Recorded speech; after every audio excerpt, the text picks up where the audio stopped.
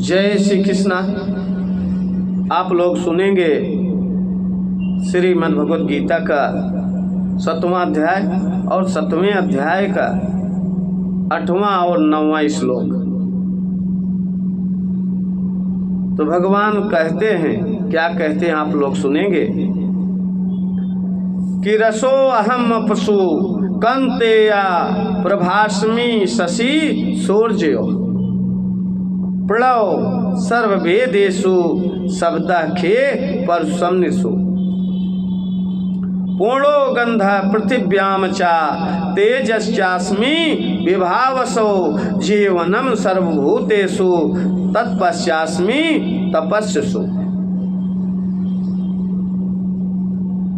तो भगवान कहते हैं कि हे अर्जुन, जल में मैं रस हूँ, चंद्रमा और सूरज में मैं प्रकाश हूँ, संपूर्ण वेदों में मैं प्रणव ओम हूँ, आकाश में शब्द और पुरुषों में मैं पुरुषत्व हूँ, पृथ्वी में पवित्र गंध और अग्नि में मैं तेज हूँ, संपूर्ण भूतों में मैं जीवन हूँ,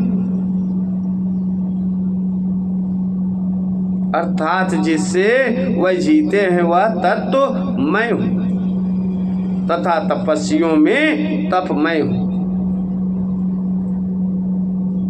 तो जल में जो रस है वह रस परमात्मा है। वैज्ञानिक दृष्टि से जल का विश्लेषण करोगे तो हाइड्रोजन और ऑक्सीजन ये दो गैसें मिलेंगी। इन दोनों गैसों को मिलाने से रस उत्पन्न नहीं होता, किंतु विज्ञान बाहर की आंखों से देखना चाहता है और विज्ञान की आंख से जो दिखेगा वह दृश्य दिखेगा। दृश्य के भीतर जो अदृश्य रस है वह विज्ञान की आंख से नहीं दिखता। भीतर का रस तो वह ही देख पाते हैं जो भीतर में गहराई में जाते हैं। जैसे दो मित्र परस्पर मिले, एक का हाथ दूसरे के हाथ में आया, बड़ा आनंद आया, बड़ा रस मिला। अब अगर आप मित्र के हाथ को लेबोरेटरी में ले जाओ तो त्वचा, मांस, रक्त, अस्थि के सिवा उसमें कुछ नहीं मिलेगा। फिर भी जब मित्र का हाथ आपके हाथ में आया तो रस मिला, तो कहना पड़ेगा कि रस भीतर होता है, रस भीतर होता है और बाहर नहीं। जो वास्तविक में रस है वह इंद्रियों का विषय नहीं है। जय श्री कृष्ण। तो भौतिक विज्ञान तो इंद्रियों को जैसा दिखता है वैसा निर्णय करता है, और वेदांत तथा योग दर्शन यानी आध्यात्मिक विज्ञान तो इंद्रियां जिससे देखती हैं वह मन को जो सत्ता देता है वह चित्त, और चित्त को जो चेतना देता है उसके तरफ विचारता है। भगवान कहते हैं जल में रस मैं हूँ। तो जल में रस कहाँ से आया, कैसे आया?